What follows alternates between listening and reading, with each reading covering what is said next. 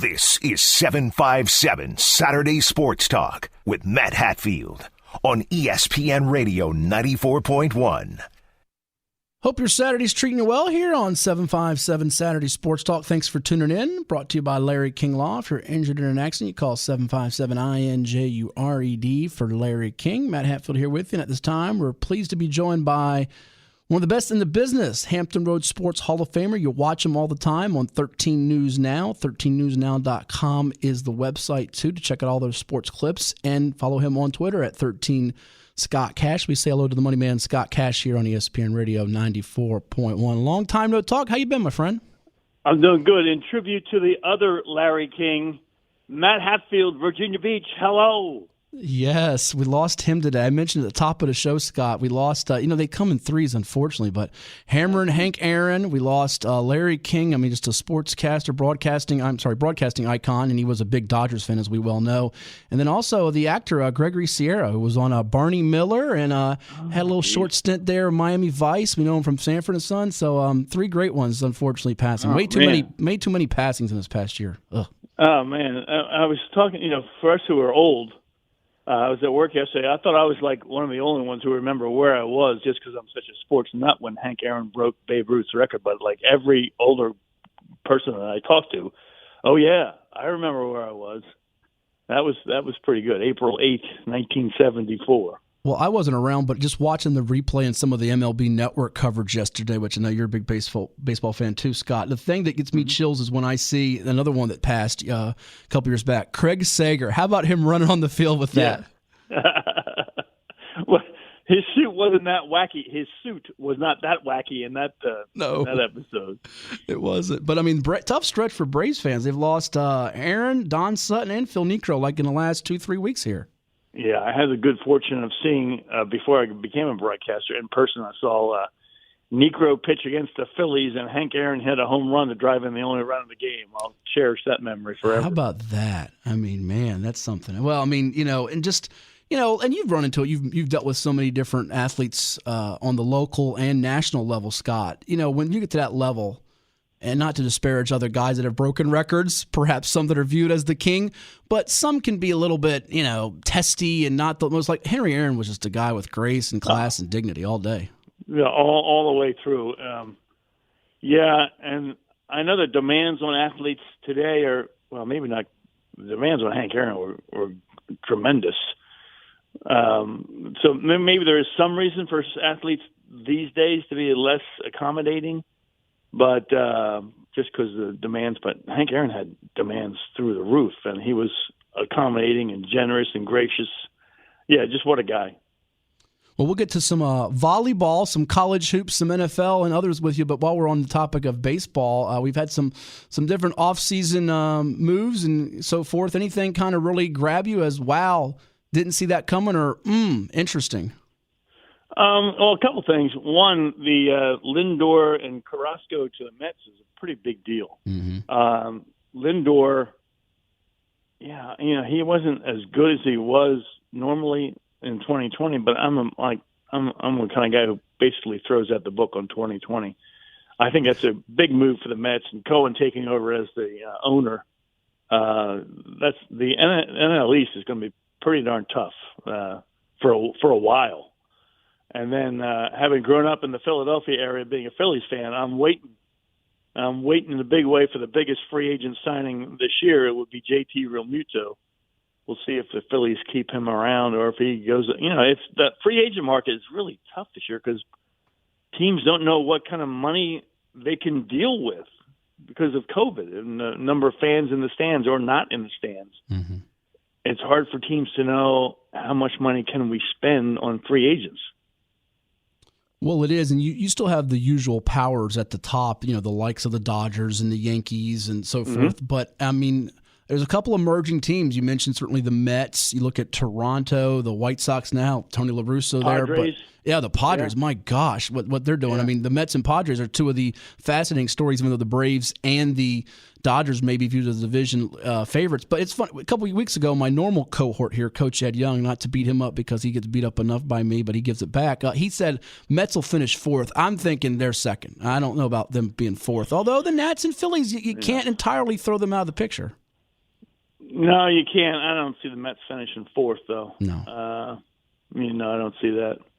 And as much as I just love my Phillies, if they don't do something with their bullpen, they might be bringing up the bottom of that division.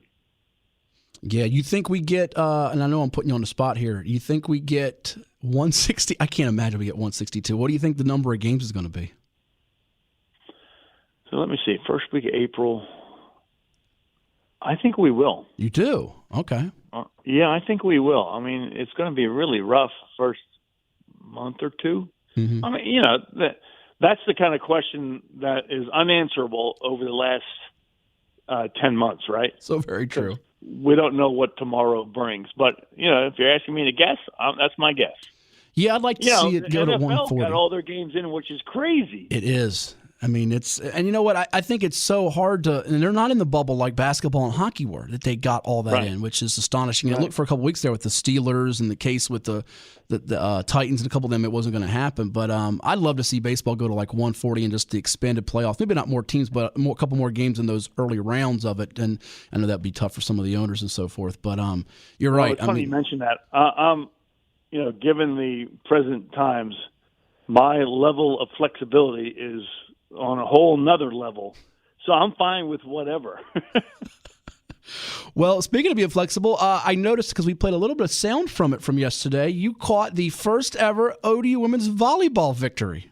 Man, it was really fantastic. I mean, there was family and friends at the game in the newly renovated, it's the old basketball practice gym at ODU.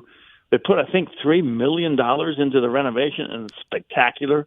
The fans that were in attendance made it a special day, made it loud and noisy, and the production value of what ODU was putting on, video-wise and sound-wise was great. And, of course, the play was tremendous. They came out, had harnessed all their adrenaline, scored the first 8 points of the game against George Mason, and just kind of it got tough after that, but they rolled through 3 straight sets and one hand. They got a good mix of local talent because we've got a lot of good volleyball players in the area, and then some women from international flavor as well. Perhaps their best player is Alessia Scherza from Italy. So I mean, it was fun to watch. I'm glad you pronounced that because I had no chance of getting that one done. I checked with their SID to make sure. She said it's Scherza, but she said, it's Italy, so it's like Scherza. Well, and I mentioned earlier in the show, you got a feel for Coach Chow and then Ricky Ronnie, some of these first-year coaches. And you're right, that place, I don't know if it was your footage yesterday or maybe something Harry Minium of ODUsports.com put out. That place does look sparkling. I mean, these first-year coaches in the waiting game of like, are we going to play, not going to play? And he had a great answer about it. I mean, it's in his comparison, analogy to you with it, it is so nerve-wracking. Yeah. Oh, yeah. It's just like, it was continuing. My first thing that popped into my mind when you said that was Coach Fuente every week because, Tech had some difficulties keeping up with things. And they did as good as they could, but it's going to get you. And it's like most every press conference, he's just like, this and that, and it's just so hard. And he said, I don't want to be complaining, but this is what we got. And so you got to come to a whole new level of patience and dealing with anxiety when it comes to being a coach or player or anybody involved with the athletic programs. And I was talking to you at the basketball game the other night at Bayside, just the number of college basketball games this week. I mean, like there were none that ODU postponed, Hampton postponed, UVA. I mean, Virginia Tech game Wednesday postponed. Norfolk State had one postponed. I mean, just this week. It's wild. Just like, man, I'm just hoping the worst of it is like right now, maybe. But there's a lot of hope, fingers crossed, that have been crossed for quite some time now. Yeah, I'm with you entirely. We're talking with Scott Cash of 13 News Now here on 757 Saturday Sports Talk on ESPN Radio 94.1. And that brings me to one game that I believe, as we speak right now, is still on. And I know this is going to be tough for you because you got fondness. If I'm not mistaken, your sons went there. You got UVA top defense in the ACC, Georgia Tech top offense in the ACC tonight. Where do you lean, Scott? Well, it's easy to lean with UVA. It's funny because my younger son turned about 16. His interest in sports just went through the roof. Uh-huh. So he's a sports fanatic, and he's the one that went to UVA. Okay. And that's Dane. And my older son is Ryan. He couldn't care less about sports. So it's not like there's a lot of passion for Georgia Tech athletics. Although he was there when, for God's sake, wide receiver, Detroit Lions. Oh, Megatron, Calvin Johnson. Megatron, he was there when Megatron was there. He went to football games when Megatron was there. Yeah, I mean, you got to go back to the Bobby Crimmins days to find some great Georgia Tech days. Although they did lose, people forget that national championship to UConn with Emeka Okafor and Ben Gordon when they had Luke Schencher and B.J. Elder and Jarrett Jack in that crew. And I think Josh Pastor's doing a pretty good job with them right now, all things considered. Yeah. My son was there when that happened. Oh, was he? Okay. Yeah, it was like his first year. So he was pretty excited about that. So, UVA, there's a lot to like there.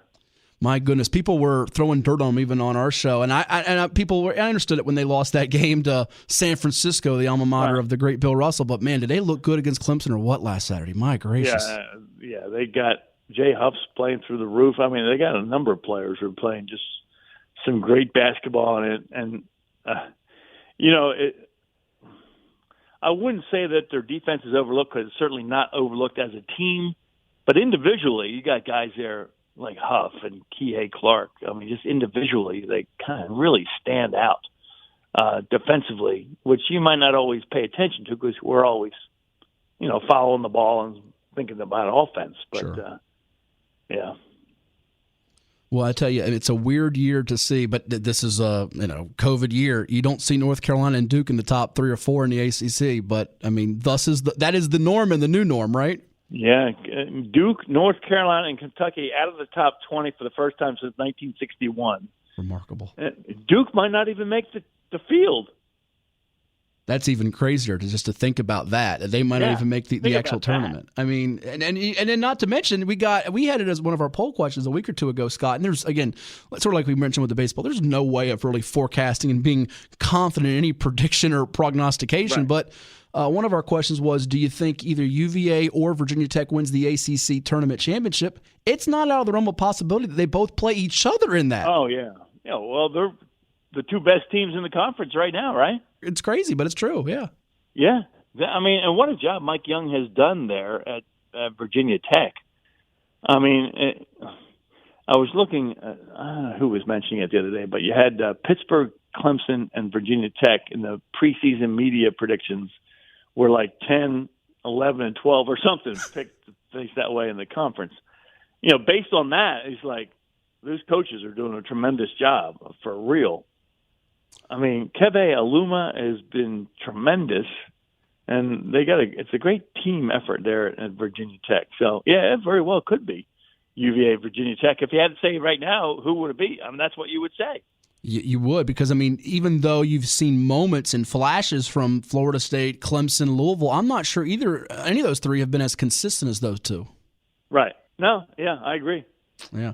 As we look at, and to your point about the media things with the picks, I think Rice was picked in one of the magazines last week. I mentioned last in Conference USA. They beat Old Dominion, and I turned around the next day and said, they'll win today. ODU will win. They won the next game. So many of these back-to-back games in these leagues, like the CUSA, the CAA, and again, not condoning it here, but I wonder those that put shekels, as I call it, down on the games, how many of those people now have gotten this little method of take the other team in the back-to-back game? I love that. Yeah. Because it's not just, it was a 4-point win one night, and then it's like 20-point wins one night, and then the other team wins the next night. Yeah, it's shekels. Yeah. Yeah, but it's funny. I saw this. It happened in Richmond, a high school game. Manchester Monacan. They played back-to-back nights, Scott. The one team won by 30 the first night. The other team won by like 18 the next night. Go figure. You can't make it up. Insane. That's just nuts. Hey, real quick moment on the high school before we go to the NFL with you. I know you got some highlights. How good was that dynamic duo? You got some dunks the other night with Green Run with Cooper and Kennedy, Jake Cooper and Elijah Kennedy. Those two guys can play, huh? Yeah, I was just blown away. I didn't have to stay very long to get highlights, I can tell you that. And since I didn't get to see high school games last year because I had my knee surgery, right, so I was out of commission. So I didn't get to see Cooper last year. I mean, Kennedy was great too, but Cooper just blew me away. What is he, 5'10"? Well, you know more than I do. Is he getting any looks? Well, that's the crazy thing. I did a post-game Zoom with him under the recommendation of Coach Kenneth Harris, and I think that's fine. We're doing it Zooms with Norfolk State, Notre Dame, all these colleges. Why not? So, and I got his point with it. It made sense, and I interviewed both of them. Really well-spoken kids. They both are 3.0 plus GPA kids. I don't believe either one's got a current Division I offer, and they were good last year, but I haven't watched them since back in March. They've gotten a lot better since then. It's amazing. Neither one has, I think, a committable D1 offer to this day, which just shocks me. Yeah, Cooper, lightning fast, quick, and I'm not going to make any comparisons to other great players who came out of our area, but he has as much quickness as I've seen in a long time. He did a step back 3 when I was there. He drove the lane. He was tremendous on defense, and his passing ability, like I said on the air, if you're open, he's going to get you the ball. Yeah, he was really good. Hey, all right, we got 2 conference championship games, and we got a local guy with one of them with the Chiefs with Derek Nottie out of Ocean Lakes High in Virginia Beach. We'll see if Patrick Mahomes is able to be at 100% or close to it as they take on the Bills. And then the Packers and the Bucks, the ageless wonder that is Tom Brady taking on Green Bay. You know, Scott, if Tampa wins, first time ever a team gets to play the Super Bowl in its home city. How about that? Yeah, crazy. That would be crazy. You know,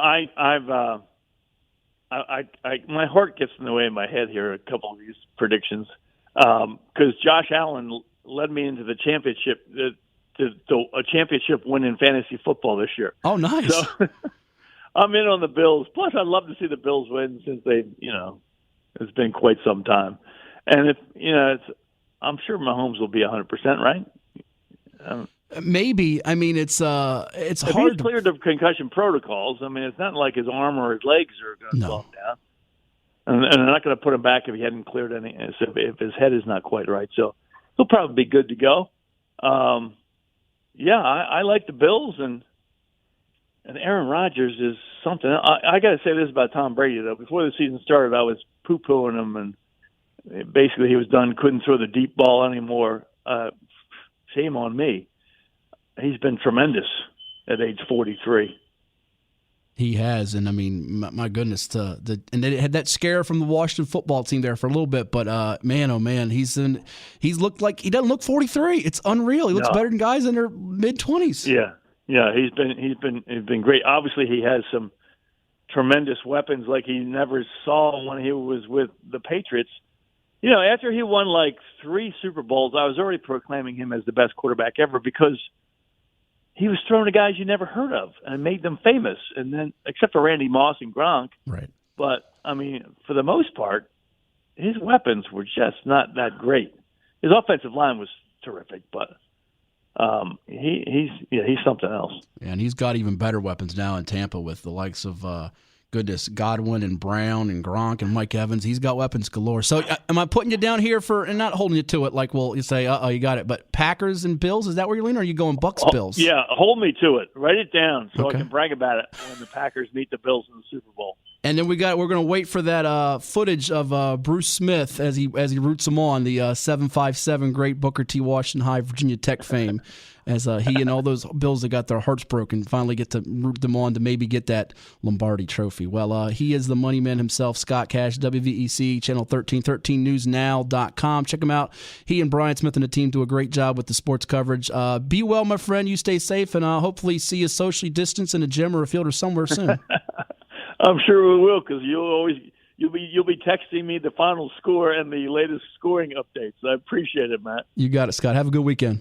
You take care. That is the one and only, the Hampton Roads Sports Media Hall of Famer, Scott Cash of 13 News Now, with us, giving us some time here on 757 Saturday Sports Talk. We'll take a timeout, open the phone lines up for you to give us a holler at 757-687-9490. The Twitter page is 757 Sports Talk. And we might hear from Coach Ed Young when we come back on ESPN Radio 94.1.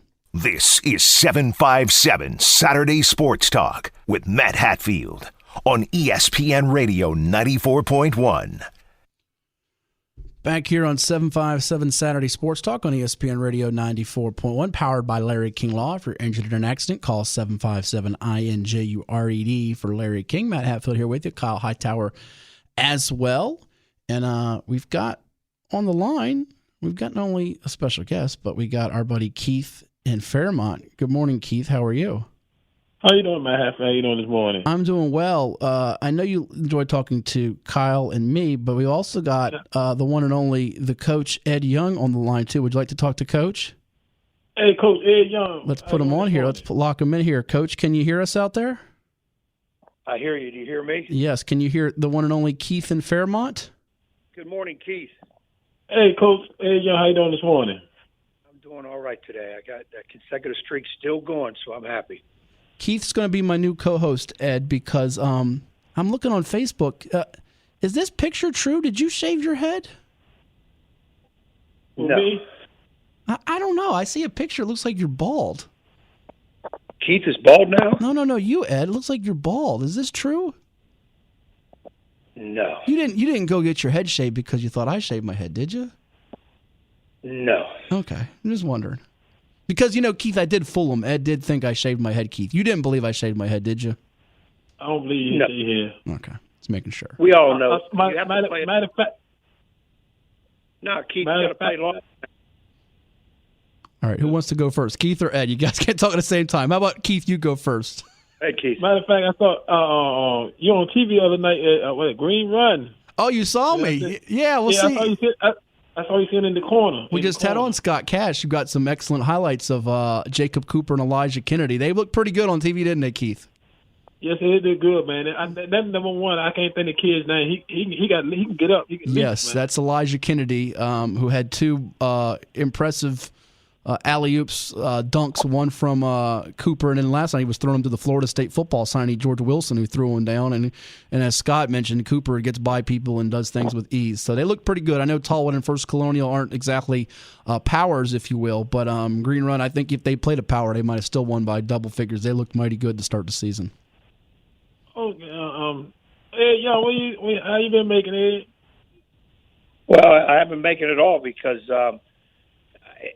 it's been really depressing is the best word I can use, not having a team to coach, our season being canceled, and a lot of different types of mixed emotions I'm going through, and it's not been easy to see others playing and we're not. It's really, really hard to deal with, way worse than I thought I would be.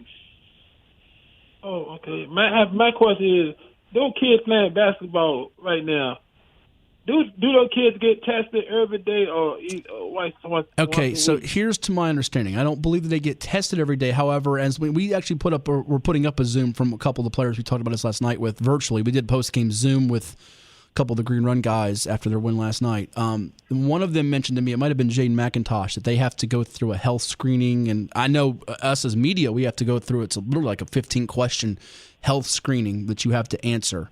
And they space the media out. In other words, if you're taking photos or video, you have to be spaced out. And I think they're limiting even the number of media that can come in. I don't have that specifically in front of me, but that's to my knowledge. And there's only been 2 or 3 media people in at the couple of games I've been to. But I believe the players have to go through that in anything that, even, and I know it's been reported that 8 schools, but some of it's, through contact tracing or even just precautionary measures. I was even told, I won't name the school and name, I was told a kid had a sore throat. It wasn't even COVID-related, and they just went, boom, we're on pause. So they're taking every precautionary measure to be safe. And to my knowledge, most schools are making up games, but I've been told that Virginia Beach is not planning to make up any canceled games. That answer your questions, Keith? Did I cover all the bases? Okay. It's cover the bases. All right, Keith. Anything else before we let you run and Ed and me handle some business? You got any NFC, AFC championship game picks for us? Man, I'm looking at the game tomorrow, the Green Bay Packers. I don't think Tampa Bay going in there with that weather like that tomorrow, and everybody's playing weather in that 24-degree weather. I think Green Bay going to beat Tampa Bay tomorrow. Well, I mean, you might not be wrong. Scott Cash just took the Bills and the Packers here, but one thing I would remind you, Keith, is that Brady and Antonio Brown have played in cold weather in New England and Pittsburgh before, so I don't know that all the guys are going to be in total shock mode in the cold and the snow there. Yes, and plus that crowd in Green Bay is going to be rocking tomorrow. Well, the crowd. How many people are they going to have there? I think it's going to be close to 6,000. Well, that's still more than nothing. That's it's not the normal Lambeau field, but it still could have a small factor maybe. And in the next game, Buffalo Bill, I want to see the Tremaine Edmonds, the Edmonds brothers. He get to the Super Bowl. So you're with Scott Cash. You're going Bills Packers here, huh? Bills and Packers. Wow. All right, we're going to put that down for Keith and Scott. They both like the Bills and the Packers. And your Smithfield, speaking of the Packers, your Smithfield Packers, let's segue that, should be in action here soon for the boys. I'm told not happening for the girls, but the boys should be in action here hopefully soon, fingers crossed. One of two schools that have a 50-50 chance to represent Region 4A in the playoffs, whatever playoffs we have, whatever you want to call it, a playoffs, between your Packers of Smithfield and the Grafton Clippers. Yes, sir. I'm going to get my daughters out, my coach, all the coaches in Smithfield, Coach Porter and all the coaches, McGee, all the guys. I'm glad to have them say hi to them, wave hi to them, guys. Tell Coach Porter he needs if he needs an assistant, Ed's available. He can help him out or something. He needs something to do. Yes, sir. You have a nice day. Keith, you be well. That is the one and only Keith from Smithfield, as we say goodbye to Keith and lock Ed in here for the remainder of this segment and the next one here on 757 Saturday Sports Talk. And I don't want to dwell on this, but in all seriousness, what are you doing now that you're not coaching in the interim here? What do you do to occupy some of your time and your usual busyness here with basketball? Well, I tell you, it's a big void. Again, bigger than I thought. I knew coaching consumes me year-round, especially during the season, but the void is unbelievable. I'm trying to watch some games on TV, some college games, a little bit more into the college and pro ranks. Haven't gone to the beach games, obviously, because I know there's no crowd. So I haven't gone out to see any games. And to be honest, I don't really want to right now, because watching others play so close to us and we're not, it's really hard to take. It's really hard to take, and watching teams have played 7, 8, 9, 10 games around the state, and our season's canceled with no chance of coming back. And I kind of knew it was going to happen, but I'm telling you, it is real hard for me to digest. I said the other day, I've been coaching since my second year in college. I started on a junior high level. So this is my first time in like 40 years I haven't coached a team in a regular season. And wow, has it hit me like a ton of bricks. So I'm obviously into my schoolwork and trying to keep up with that virtual learning stuff and all that. And, living vicariously, as they say, through other coaches, and hoping that they'll get their season in, and looking forward to a playoff and a state championship down the road. Well, not to dismiss that, Ed, but, I think one of the coaches I heard say this or read this, that, you'll get another season. But for some of your seniors, there is no other season. How have you tried to help them cope? Because if I'm not mistaken, you had a pretty large senior crop for this year, did you not? We would have had 7 this year. Okay. As far as I know, we would have had 7. I feel for them not getting a chance to play that last year. We're not getting a chance at the end of the year to have a senior night and have a awards banquet where we, really try to highlight the seniors. That's hard. That's really hard to do. The opportunity for kids to play the next level. Now, we really haven't had any kids being recruited by anybody in particular, though I think we have a couple that could probably play the Division III level. So that part really kind of hurts too, but we haven't had anybody being actively recruited, even though, as I said, I think a couple would. But it's tough. Colleges, they can get a redshirt year, or they can bring them back, whatever. High school, it's final. When your season's canceled and you're a senior, you're done. Yeah, I can hear the sincerity in your voice. I know this is really scarring and hard for you to digest, and my heart goes out to you, your kids, and everybody else out there. A lot of the 757 area code is basically on the sideline here. And, if you look at the whole state as a whole here, it's at last check 71 schools out of 300-plus members. So it's not like you have a majority of the state, but there are some regions that, for example, I mentioned 4A, there's only one school playing. You go across the likes of your Hampton, Newport News, Suffolk, Portsmouth, Norfolk. They're not playing, even into the Eastern Shore Northern Neck teams. They're not playing. But then you look at Class 6, where everybody but essentially 4 schools in the whole state in Class 6, we're talking about only the Chesapeake schools, Grassfield, Western Branch, Oscar Smith, and T.C. Williams are not playing. So like 50 of the 54 schools in that division are playing. There's such a massive imbalance that it's hard to wrap your brain around, Yeah, like I said, I have a lot of mixed emotions. That's really, really has bothered me. I mean, really has bothered me because, again, I prepare myself thinking it's not going to happen. But when it happened and still seeing others play, anger took over as to, okay, the old, well, wait a minute, why aren't we and you are? Either we all do or we all don't. Well, you can't really take that approach. Just because we're not doing something doesn't mean somebody else can't, because I never really like that reasoning when people use that for whatever. But I'm going to go back and throw daggers at the VHSL, because I think if we can move things back, get away from the Christmas, New Year's, we all knew the COVID was going to spike at that point, right in the heart of basketball season, the winter season. I say basketball, but it's winter sports. And I just think that now it's hindsight, and I am speaking a little bit out of anger, that go back in time and rethink all of this. In September, the numbers weren't as bad now. Let's go ahead and get the fall sports in. You're outdoors for anyways. They say that the numbers are less on the outdoor sports, though I don't believe that.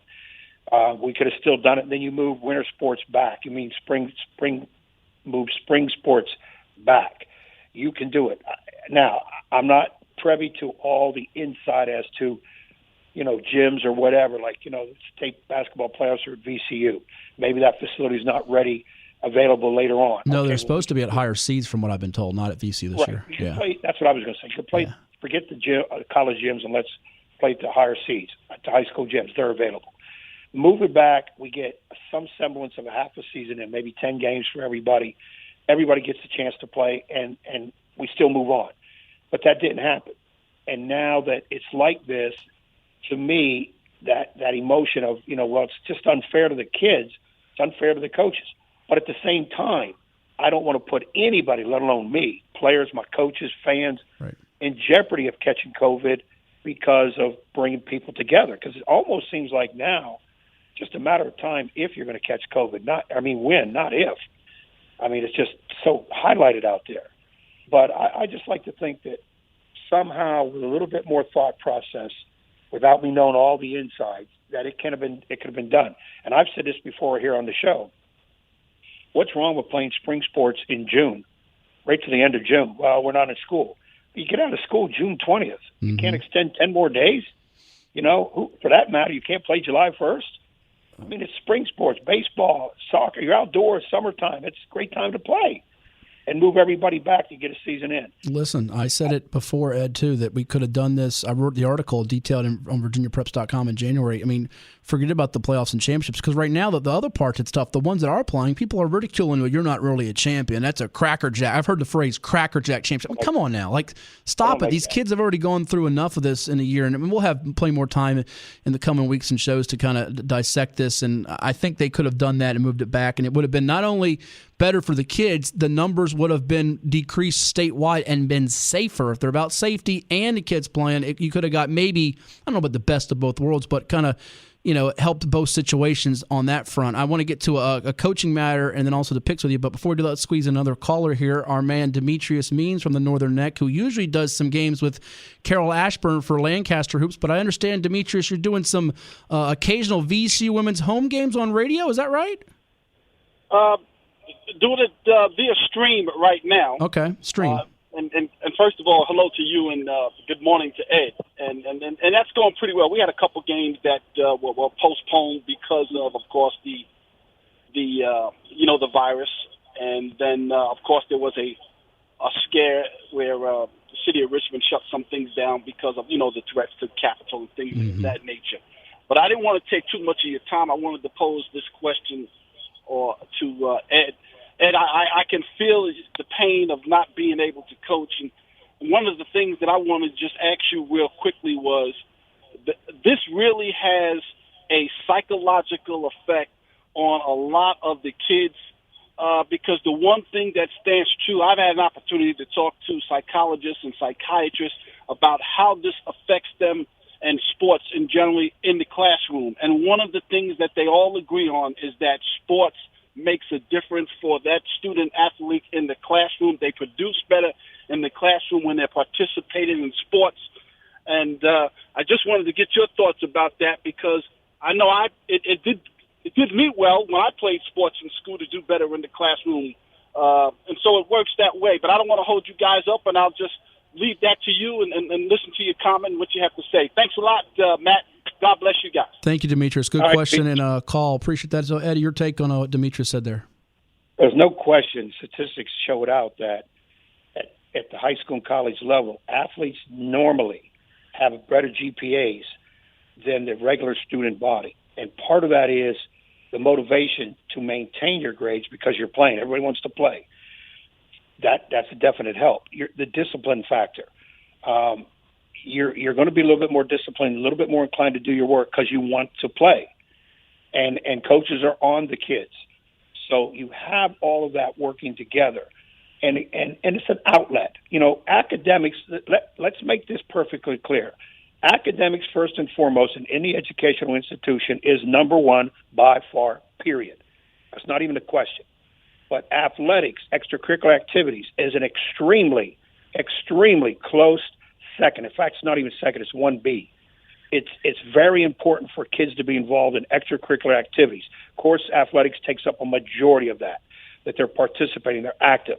In the job world, kids with 4.0s and do nothing have a harder chance in getting a job than kids with 3.0s and very active in extracurricular activities. I've talked to business people, I've talked to people at higher, and they tell me that because those kids are more involved. They've experienced highs and lows. They experienced failure. They've able to come back. They've taken constructive criticism from coaches and people. So therefore, they may be a little bit stronger in the job world. People don't want to believe that. That's the way it is. And yes, these kids now that are not playing, I've seen some of my kids' grades drop, and I'm getting on them about, hey, just because we're not playing doesn't mean you don't do the academics. You got to get this stuff done. And I shouldn't have to be browbeating you to do it. You should be motivated enough that you are responsible for your education, not your parent, not your brother, sister, not me. It's you to get that education, regardless. But it's so easier to say and do when you have that opportunity to play sports. That is the coach, Ed Young of Nansemond River High School, and my cohort here on 757 Saturday Sports Talk. And we'll take a timeout and tackle the NFC and AFC championship game picks with Hatfield, Young, Hightower, and Dino's dog, which has won 7 of the last 8 weeks. Does Dino have a dog for championship weekend? Woof, woof. Come on back and find out on ESPN Radio 94.1. This is 757 Saturday Sports Talk with Matt Hatfield and Coach Ed Young on ESPN Radio 94.1. As we bring the coach back in here, Matt Hatfield, we got Kyle Hightower as well here on ESPN Radio 94.1. We'll get to the NFL picks in just a moment. I want to know, Ed, did you see what new Lions coach Dan Campbell did? You know who Dan Campbell is, Ed? Are you there, Ed? Yeah, okay. You were going in and out. Dan Campbell, the new coach with the Lions. Yeah, did you see what he did? I understand he came on and said about biting somebody's knees on the way down, on the way up. He said a lot of crazy things, but he also had outside of his office a nameplate that says Dan Campbell, head coach / the dude. So what do you think of that, A, and B? Would you ever let somebody get you a nameplate that said Ed Young, head coach, the dude? Well, it's funny. On the one hand, he's kind of, I guess it's his personality. Being an assistant coach, most of the time nobody ever knows you or cares who you are unless your name starts coming up for head coaching positions, which his has come up in the past but never stood out. Now that he's got a position, obviously everybody wants to know who is this guy, and, he let his personality out. Now, the problem with all that is you better be able to back it up. The Lions fans want Detroit winning games. They want Detroit in the playoffs and eventually Super Bowl champion like any other franchise. All that holla and rah-rah and we're going to bite knees and knock us down, we're coming back up. All that's nice, but the bottom line is win games. So if you're boisterous such as he is, your personality is open like that, you better be able to back it. And of course, to back it at any level, you better have the athletes. You've got to have talent to win, period, no matter where you're at. So the Lions got to bring some people in there, and Campbell is motivated. He's active. It sounds like he's going to be all right, but he's going to be a little controversial too. I thought you told us earlier this year that the dude was that Broncos quarterback. The dude, Drew Lock. So it's actually Dan Campbell. Yeah. He's the dude. Okay. Well, we'll find out who the dude is here in a moment. Go ahead. I was going to say, sometimes people will say, and students will say, hey, dude, and I'll be like, I know you ain't talking to me. You can either address me by Mr. or Coach. that's just the way it is. The old school idea of respect, sometimes that's part of the reason the problems we have in our country now is we don't hold to respect factors or don't demand or command respect as need be, especially for our youngsters. So I'm still that old school where I'm going to respect you, but you're sure as heck going to respect me too. Well, you can call me the dude because right now I have tied you in the playoff picks as we fire up the music for this week's NFC and AFC championship games, which you can catch on ESPN Radio 94.1. Kyle, a couple weeks ago, you participated in Wild Card Week with us, and you didn't have quite the success that we did. I think you were 3-3, 3-3. But right now, as I look at the standings here, Dino on his dogs is 11-8 on the year, 7-1 his last 8. In the playoffs, I'm 8-2 straight up, 6-4 against the spread. Ed, you are 7-3 straight up, 6-4 against the spread. So I'm up by a game on the straight up, but we're tied on the spread. So we have the NFC Championship game on Sunday first, 3:05, Tampa Bay at Green Bay, Packers -3.5. The over/under is 52. Kyle, I'll let you go first. What do you like on this one here with the Pack and the Bucks? Yeah, I like the Packers -3.5, but I think this game is under. Do you? Okay. Because possibility of snow and everything like that. And the first game around, it would have hit the under on this one because I think it was like 38-10. It did because it was one of my pick 3 selections we had way back when. I took the under. People laughed at me and I actually got that one right, thankfully. I had to hold on for dear life to get it. I'm going to go with Tampa 24-20 to pull the outright upset. Brady gets another Super Bowl. Sorry, no Raven Green out of First Colonial High and JMU fame on the field for the Packers. He's on injured reserve. But I'll also go with the under 52. So, Ed, you're the fast one here, but you'll go first on the next game. Pack and Bucks split the tie. Kyle's going Pack. I'm going Bucks. What's your score? Who do you like? In the battle of the Bays, give me the green one. Used to be the Bay of Pigs. You got a score for us? Yeah, I'm gonna keep it on the low end. Maybe 26-18. 26-18, Ed's pick. So he'll agree with Kyle there, laying the 3.5. And that brings us to, drum roll please, Dino's Dog. Woof woof, brought to you by nobody right now. We got to get a sponsor. We got a really hard-working sales team. Somebody got to get a sponsor. This man's on fire here. We got to get a fire extinguisher to put him out and get someone to sponsor his dog here. Dino is going with the Buccaneers +3.5 for his dog. It won for him last week against the Saints, and he will try to make it 8-1 in his last 9 games. So there you have it. He's with me on the Bucks. Kyle and Ed take the Packers. And Ed, you are up first for the Buffalo Bills. Nobody circles the wagon like the Bills, as Chris Berman used to say. They lost those 4 straight Super Bowls, but they won last week in spite of 32 yards rushing as a team because they got Josh Allen and a defense that played lights out with the former Dan River High multi-sport standout and Virginia Tech Hokie Tremaine Edmonds, as our man Keith mentioned. But Kansas City has a local guy in Derek Nottie out of Ocean Lakes High in Virginia Beach. We'll see if Patrick Mahomes is his usual self there. Chiefs -3. The over-under is 54.5. Ed, you go first. Give us your selection. Does KC get back to a Super Bowl? Andy Reid is 2-5 in his career in conference title games. I think they do. It won't be easy. Buffalo has been a true team all year. Nice to watch. They're kind of like the fairy tale team of the 4 left. Of course, Tampa Bay with Brady, getting Brady to bring that team into the Super Bowl after he's done everything for New England would be a little bit of a fairy tale to it too. But at the beginning of the year, I had Kansas City and Green Bay in the Super Bowl with Kansas City winning it all. I'll go Kansas City 33-30 over Buffalo. 33-30 over Buffalo. So that puts you right as a push. Look at you. Look at what he does here, Kyle. You're going to go with the push on the spread? I'm going to go with the push on the spread. No, you're not supposed to do that. No, you're not supposed to do that. So you want to go 34-30 or 33-31 or what are you doing here? Give me 33-28 Kansas City. All right, which puts you at the over. Kyle, what do you like for Chiefs and Bills? Yeah, this one's tough. I think the Bills keep it close, but I think the Chiefs win. I hate to go against my guy Dean Marlowe over there in Buffalo, JMU alum, but I think Kansas City ends up winning, but it's going to be within a field goal. I think it's going to be like 1 or 2 points. Kansas City's been bad at covering the spread, so I think the Bills keep it close, but the Chiefs win this one. All right, and over-under, you like what? Do you have anything on that? Not that we're holding your feet to the fire there. You think it goes over or under? You got a feel on it either way? Or pass? I think this one's under 2 because the weather's not supposed to be great there either. I'm going to surprise you a little bit here. I've been loving the Bills all year long. All year long. We got, 2 of 3 guys this year. Actually, all 3 quarterbacks that had over 4,500 yards passing and 35 touchdown passes or more playing this weekend with Mahomes, Brady, and Allen. Believe it or not, the only guy that isn't is the probable MVP in Aaron Rodgers. He didn't have quite the yardage there to go with his masterful touchdown count. Nonetheless, maybe the 4 best quarterbacks in the sport going right now. I got a funny feeling the Chiefs are going to smoke them. I really do. I think the Bills' inability to run the football is going to haunt them, and I think KC's got a little something to prove.